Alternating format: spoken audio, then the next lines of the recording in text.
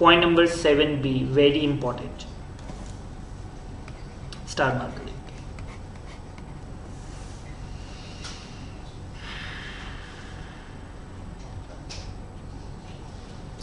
Closely held companies, ये जो provision है किसके ऊपर लगती है? वो कंपनी जिसमें पब्लिक सब्सटेंशियली इंटरेस्टेड नहीं है। कल भी इसको काफी डिटेल में मैंने बताया, सारी प्राइवेट लिमिटेड कंपनीज जो हैं वो क्लोजली हेल्ड ही होती है, क्योंकि वो पब्लिक से 1 से लाख से पैसा नहीं ले सकती, नंबर 1। नंबर 2, इसमें वो पब्लिक लिमिटेड कंपनीज भी आ जाएंगी जो क्लोजली हेल्ड है, ठीक है, जो कि पब्लिक से पैसा ले तो सकती हैं बट अभी तक लिया नहीं है, तो उनको हम क्या बोलते हैं कि वो कंपनीज जिसमें public is not substantially interested, जिसको मैं क्या बोलता हूं, क्लोजली हेल्ड कंपनीज, जिनको एक certain limited group of people ही सारा होल्ड करके चल रहे हैं, जिनमें पब्लिक का पैसा नहीं लगा हुआ।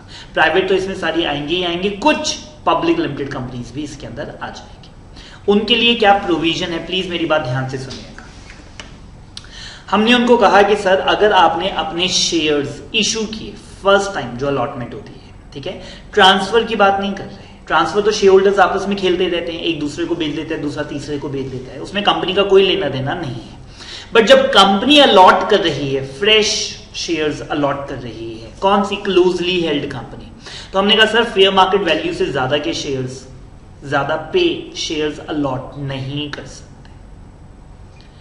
मेरा शेयर मेरी बुक वैल्यू के हिसाब से बनता था 300 रुपए का, ठीक है, और मैंने एक शेयर होल्डर को दे दिया 3000 रुपए का, 2700 रुपए कंपनी के हाथ में iOS, क्योंकि आपने अपना शेयर फेयर मार्केट वैल्यू से ज्यादा का बेच दिया। लिस्टेड कंपनीज और पब्लिक कंपनीज के ऊपर नहीं लगता। देखिए मैं IPO लेकर आ रहा हूं और वहां पर मेरे शेयर की वैल्यू थी, लेटर से बुक वैल्यू थी 50 रुपए, मेरे को लगा मेरी गुडविल बहुत है और मैं 120 का बेचे जा रहा हूं, उसमें मेरे कंपनी के हाथ में टैक्सेबल नहीं होगा, बिकॉज ये प्रोविजन किसके ऊपर लगती है? सिर्फ क्लोजली हेल्ड कंपनीज पे। क्लोजली हेल्ड में ऐसा कैसे हो गया कि आपने अपना 300 रुपए का शेयर 3000 का बेच दिया? तो जो भी डिफरेंस है that will be taxable under the head iOS। Fair market value कैसे निकाली जाएगी? इन्होंने लिखा है as may be prescribed if you refer the rules, तो वहां पे फर्स्ट केस उन्होंने लिखा है कि बुक वैल्यू। चले आगे पढ़ते हैं। Where a company not being a company, कौन सी कंपनी को बाहर निकाल दिया? कहता है जिसमें पब्लिक सब्सटेंशियली इंटरेस्टेड है, तो कौन सी कंपनी बच गई? जो कि क्लोजली हेल्ड कंपनीज हैं। Receives in the previous year from any person who is resident consideration for the issue of shares, आपने जो पैसे शेयर इशू करने के बदले में लिए वो एक्सीड करती है फेस वैल्यू। हमने कहा सर फेस वैल्यू के फेयर मार्केट वैल्यू आगे आ रहा है जी। Then the aggregate consideration received which exceeds the fair market value, which exceeds the fair market value. तो मैं फिर से बोल रहा हूं, मेरा 10 रुपए का शेयर था, मेरी किताबों के हिसाब से कितने का बनता है? 300 का। मैंने कितने का बेच दिया? 3000 का। तो जो कितने पैसे रिसीव किए? 3000। उसकी फेयर मार्केट वैल्यू कितनी थी? 300।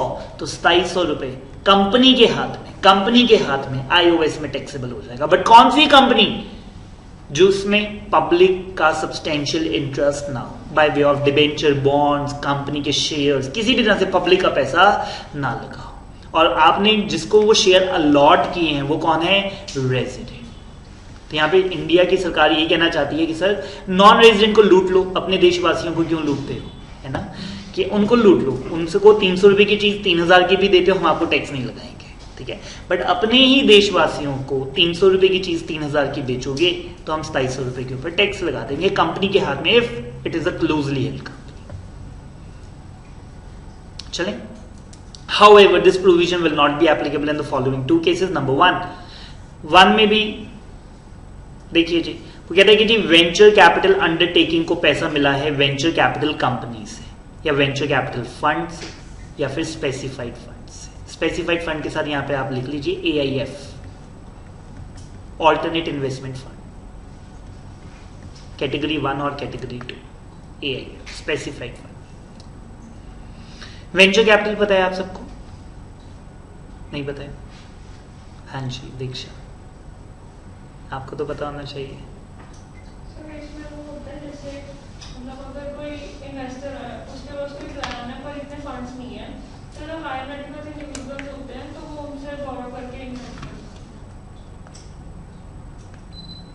बदले में बैंक से लोन ले लो ना, उनसे क्यों लेते?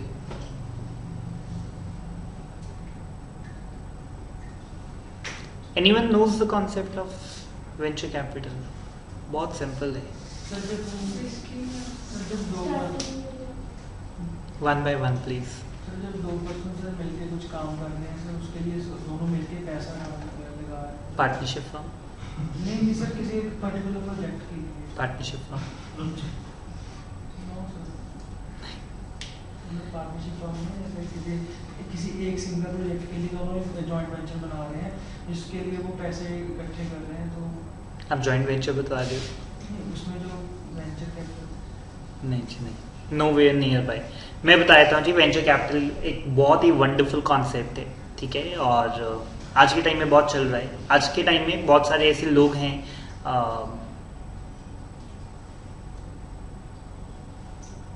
जिनके पास एक बहुत वंडरफुल आइडिया है, ठीक है, बट वो कहते हैं कि मेरे पास पैसा नहीं है, ठीक है।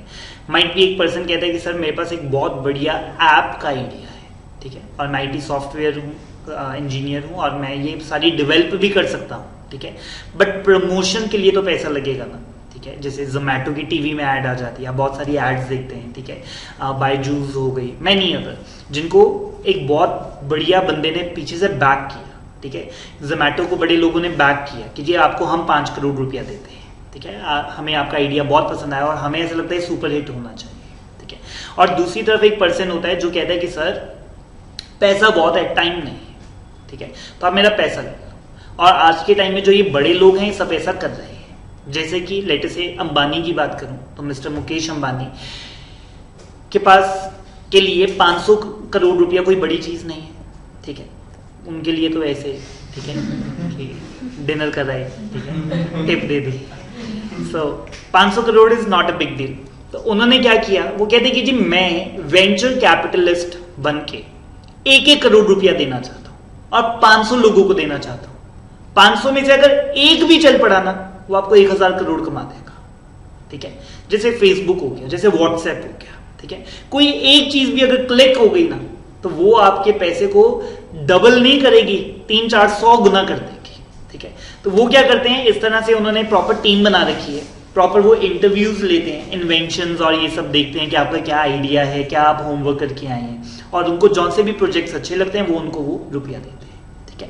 इन दैट केस वहां पर ये प्रोविजन नहीं लगेगी। तो अगर वेंचर कैपिटल कंपनी ने वेंचर कैपिटल अंडरटेकिंग को पैसा दिया है, ठीक है, तो अब उनको पैसा देना है, और ये बड़ी तरह की ना शेयरिंग रखते हैं। ज्यादातर ये क्या करते हैं, 50% ऑनरशिप ले लेते हैं, 60% ऑनरशिप ले लेते हैं, 70% ऑनरशिप ले लेते हैं कि आपकी कंपनी कल अगर सुपर हिट हुई तो 30% आपकी, जो सारी मेहनत कर रहा है, जिसका आइडिया है, और जो ऑनर है जिसने पैसा लगाया वो कहता है कि जी 50-50 कर लो या 70-30 कर लो। और क्योंकि उसे पता होता है कि जी ये नहीं करूंगा तो वैसे भी कोई फ्यूचर नहीं है, तो वो शायद 70-30 के लिए भी मान जाता है कि मैं 30% में भी खुश हूं, ठीक है, कि कल अगर 3000 करोड़ की भी कंपनी बनी तो आप 70% ले जाना, क्योंकि पैसा तो आप ही का है और बाकी 30% मेरा रह जाएगा। तो ये जो फंडा है वो venture capital company, venture capital fund या स्पेसिफाइड फंड, जो कि ऑल्टरनेट इन्वेस्टमेंट फंड है, कैटेगरी 1 और कैटेगरी 2 के ऊपर ये नहीं लगेगा, ठीक है। और अ कंपनी और the class of the company as may be notified by the central government in this behalf. Fair market value से ज्यादा लेने पे प्रॉब्लम है जी, फेस वैल्यू नहीं, फिर से बोल रहा हूं, फेस वैल्यू नहीं, फेयर मार्केट वैल्यू। मैंने ऊपर भी बोला था 10 रुपए का शेयर 300 में दे देते, कोई प्रॉब्लम नहीं थी, क्योंकि 300 तो आपकी क्या है, फेयर मार्केट वैल्यू है, तो 10 रुपए का शेयर 300 में दो, कोई आईओएस नहीं है। लेकिन अगर आपने फेयर मार्केट वैल्यू से ज्यादा का दे दिया तो हमें प्रॉब्लम है, और the difference will be taxable under the head iOS. तो फेयर मार्केट वैल्यू शेयर्स की कैसे निकाली जाएगी, तो वो कहता है कि जी एज मे बी प्रिस्क्राइब, मतलब refer the rules, or as may be substantiated by the company to the satisfaction of the AO based upon the value on the date of issue of shares, assets, intangible assets, goodwill, know-how, patent, इन सबको ध्यान में रख के जो भी value आपने बताई है जो कि AO जिससे सेटिस्फाइड है, whichever is higher as per the rules या as per the AO, whichever is higher. 300 share 3000 कैसे कैसे मार्केट में बिक ही कैसे रहा है,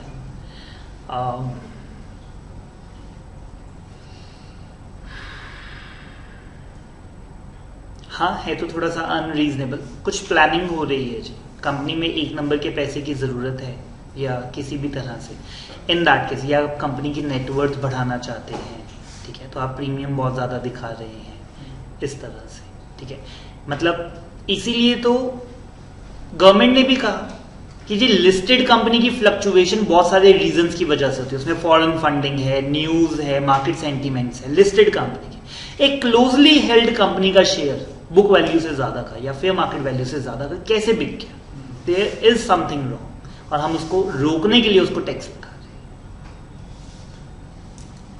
वेंचर कैपिटल कंपनी क्या है? तो वो कहता है कि जी वेंचर कैपिटल फंड और the undertaking shall have the meaning, जो कि इनको सेक्शन 1023 FB के अंदर गिवन है, not so relevant. Specified fund क्या है?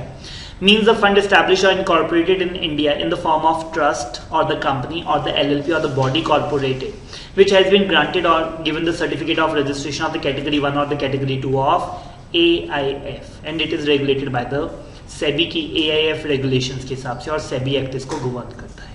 एक ही इंपॉर्टेंट वर्ड आया जी, AIF को स्पेसिफाइड फंड बोला।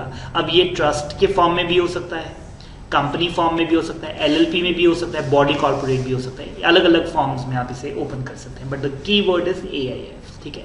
ये इतना ज्यादा इंपॉर्टेंट नहीं है जी, BCD तीनों ज्यादा रेलिवेंट नहीं है। आप चाहें तो आगे नॉट रेलिवेंट लिख सकते हैं, ज्यादा रेलिवेंट नहीं है, नॉट वेरी रेलिवेंट लिखना चाहिए, ठीक है।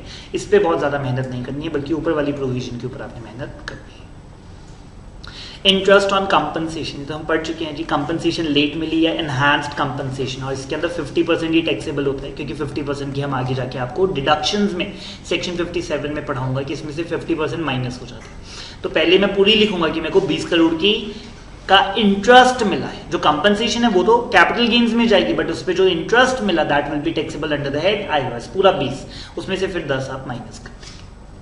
एडवांस मनी फोरफिटेड, ये भी पढ़ चुके हैं, डेट लिखेंगे कोई यहाँ पर 1/4/1/4 के बाद अगर आपने कोई पैसा रिसीव किया एज एन एडवांस और अदरवाइज, यहाँ पे याद है अदर मनी भी लिखा हुआ था, ठीक है, अदर मनी, हाँ, जो सिक्योरिटी डिपॉजिट्स हो सकते थे या डिपॉजिट फॉर द परफॉर्मेंस के लिए, एंड दैट इज फोरफिटेड, या फिर नेगोशिएशंस आपकी सिरे नहीं चढ़ी जी, एक्चुअल में ट्रांसफर नहीं हुआ और आपने वो फोरफिट कर लिया, लेकिन कब? 1/4/2014 के बाद।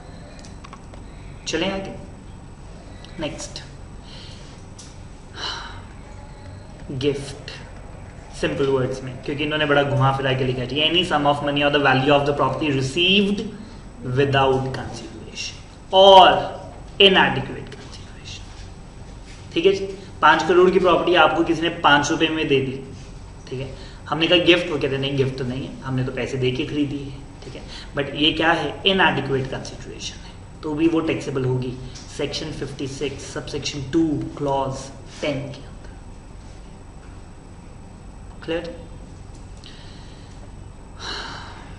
11 ये भी कर चुके हैं जी ऑलरेडी, सैलरी के अंदर तो कहते हैं कि जी आपका जो सैलरी का कॉन्ट्रैक्ट था उसे मॉडिफाई किया गया है या टर्मिनेट किया गया है, और उसके ऊपर अगर आपको कोई पैसे दिए जाते हैं, या आज से पहले सैलरी हेड में टैक्सेबल हुआ करते थे, लेकिन अब इनको कहा कि जी ये IOS में टैक्सेबल होने चाहिए, ठीक है, क्योंकि ये काम करे के पैसे नहीं है, मैंने किसी के लिए काम नहीं किया, आपने मेरे को नौकरी से जल्दी निकाल दिया, ठीक है, आपने बोला था 2 साल का कॉन्ट्रैक्ट करते हैं, 6 महीने बाद आपने कहा कि सर हम कंटिन्यू नहीं कर सकते ड्यू टू एनी रीजन, और ये 1 करोड़ रुपए आपकी कंपनसेशन है, will not be taxable under the head salary, पहले सैलरी में हुआ करती थी, ठीक है, बट अब से तो वो कहते हैं टर्म्स ऑफ एम्प्लॉयमेंट को मॉडिफाई किया है या उसे टर्मिनेट ही कर दिया।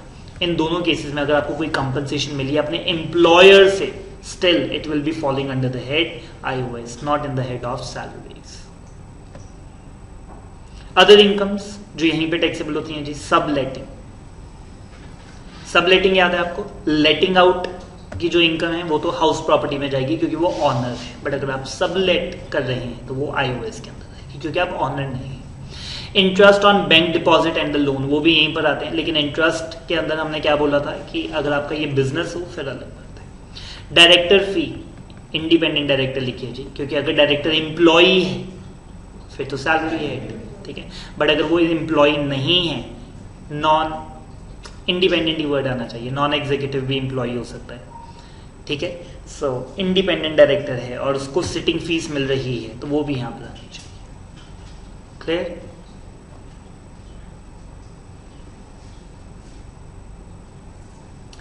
एक और पॉइंट पूछना चाहता हूं जी, एक होता है जी रीइंबर्समेंट ऑफ एक्सपेंसेस, वो भी आएंगे यहां पर।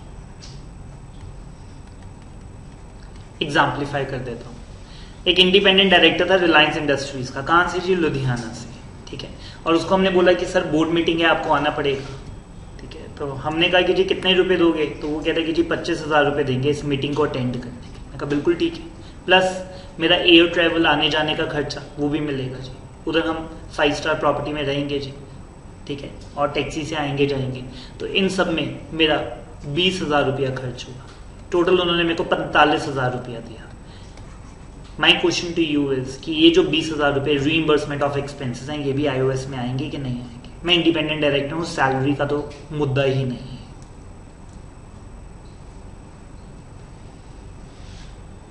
और ऐसा हमारी आम रूटीन में होता है, ठीक है। जैसे मैं ऑडिट पे जाता हूँ, बैंक ऑडिट पे जाता हूँ, तो बड़ी बार फ्लाइट से जाना पड़ता है, वो सारा कुछ ट्रैवल अकोमोडेशन सारा खर्चा रीइंबर्स होता है। तो ऑडिट फीस का जो चेक आता है वो 4 लाख रुपए का अलग आता है, जो 60-70 हज़ार रुपया रीइंबर्समेंट ऑफ एक्सपेंसेस हैं as per the banking norms, ठीक है। वो बताते हैं कि हम आपको अप टू दिस अमाउंट तक रीइंबर्स करेंगे, ठीक है। ऐसा नहीं कि आप बिजनेस क्लास में ट्रैवल कर रहे हो, ठीक है। 5-10 हज़ार की फ्लाइट तो ठीक है, 70-80 या लाख रुपया नहीं देंगे हम आपको, इस तरह से। तो reimbursement of the expenses will be taxable under the head iOS or not? How many offices are yes?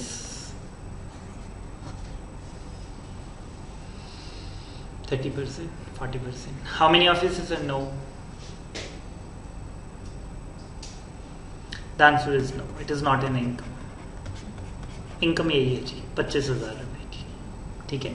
और ऐसा होता है जी हम अपनी फीस के अंदर भी जो रीइंबर्समेंट होते हैं वो अलग से शो करना पड़ता है। अगर तो मैंने इनवॉइस ही उसको 45,000 का रेज कर दिया, फिर तो सब कुछ बीच में है जी, फिर टैक्स 45,000 रुपये, ठीक है। बट अगर मैंने बोला कि सर मेरा जो इनवॉइस है वो 25,000 का है और ये जीएसटी में भी याद रखना, ठीक है। ये सेम क्वेश्चन पेपर में आ सकता है कि सर जीएसटी कितने पर लगाऊं, 45,000 रुपये, क्योंकि कंपनी कितना दे रही है 45,000 या 25,000 रुपये। वहां पे बस एक कंडीशन है कि रीइंबर्समेंट का आप अलग से इशू करो उनको, इनवॉइस में अगर दिखाना है तो अलग से दिखाओ उनको, ठीक है। बट अगर आपने बोला लमसम मेरे को 45,000 दे दो, फिर 45,000 ही आपके हाथ में टैक्सेबल है और जीएसटी भी 45,000 पे। बट अगर आप रीइंबर्स कर रहे हैं इन दैट केस अलग से दिखाना पड़ता है। Clear? Interest on foreign government securities, ठीक है जी। किसी फॉरेन गवर्नमेंट की सिक्योरिटीज आपने होल्ड कर रखी हैं, उनके ट्रेजरी बॉन्ड्स आपने रखे हैं और उस पर इंटरेस्ट इनकम आ रही है। एग्रीकल्चर इनकम, हमने कहा सर ये तो एग्जाम्प्ट होती है, लेकिन क्या वर्ड लिखता है? From outside India. इंडिया वाली एग्जाम्प्ट होती है जी, आउटसाइड इंडिया वाली तो टैक्सेबल है under the head IOS. Income from race establishment, ये स्टार मार्क करेंगे जी। हॉर्स रेसेस लिख लीजिए इसके आगे। अगर आप हॉर्स रेसेस करवाते हैं, हॉर्स रेस में पैसा नहीं लगा, आप हॉर्स रेसेस करवाते हैं, ठीक है।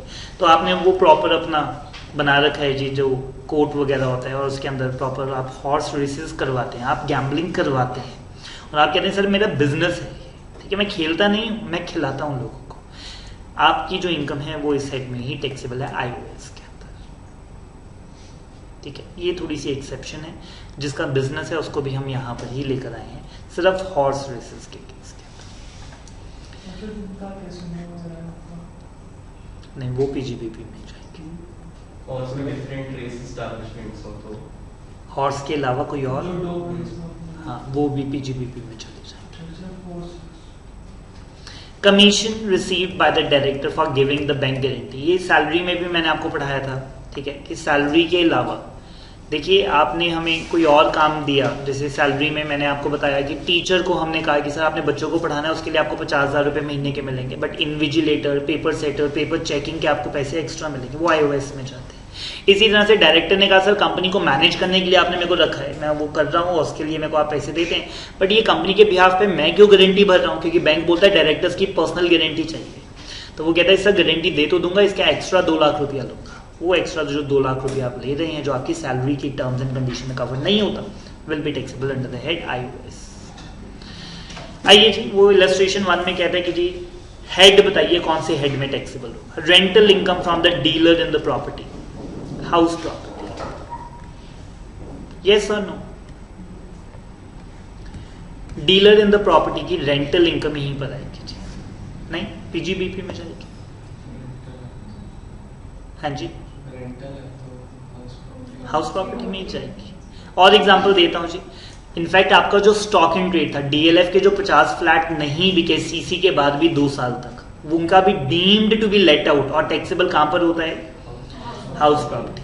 पीजीबीपी में कब जाती है जी rental income? Only in the case if it is for the business और the ease of the business. जैसे मैंने आपको बताया एटीएम को आपने झंगा दे दी, जैसे इन्फोसिस वालों ने आईसीआईसीआई बैंक को झंगा दे दी, वो जो इनकम है वो रेंटल इनकम है, लेकिन वो पीजीबीपी में जाती है only because it is for ease of the business और the promotion of the business. Property dealer को रेंटल इनकम हुई है। अगर आपका बिजनेस ही यही है कि आप प्रॉपर्टियां रेंट पर देते हो और रेंट खाते हो, ठीक है, it is taxable under the head house property, ठीक है। पीजीबीपी में रेंटल इनकम सिर्फ एक ही केस में जाती है, if it is for the ease of the business. जैसे सर्वेंट क्वार्टर्स हो गए, ठीक है, एम्प्लॉय के क्वार्टर्स हो गए, और मैंने आपको बताया था एक्साइज डिपार्टमेंट, पुलिस डिपार्टमेंट, उन सबको अगर आपने जगह दी है just for the ease of your business, क्योंकि आप अपना बिजनेस प्रमोट करना चाहते थे। चलें आगे, डिविडेंड। डिविडेंड सुनते ही मैंने क्या बोला सर? आईओएस। डीलर है क्या था? हमने कहा sir doesn't change a thing. 56(2) ने विदाउट एनी कंडीशन डिविडेंड को यहीं पे बुलाया है। Salary by the partner from his partnership firm, PGBP, ठीक है जी। इंटरेस्ट भी होता तो भी कहां पे जाता? पीजीबीपी। याद है आपको, एक पार्टनरशिप फर्म अपने पार्टनर को 3 ही चीजें दे सकती है, सैलरी, इंटरेस्ट और प्रॉफिट। प्रॉफिट तो एग्जाम्प्ट होते हैं, ठीक है, ये 2 चीजें टैक्सेबल होती हैं। आपको मैंने बताया ये 40B में रिस्ट्रिक्शंस पड़ी थी, डिसअलाउंस, याद है।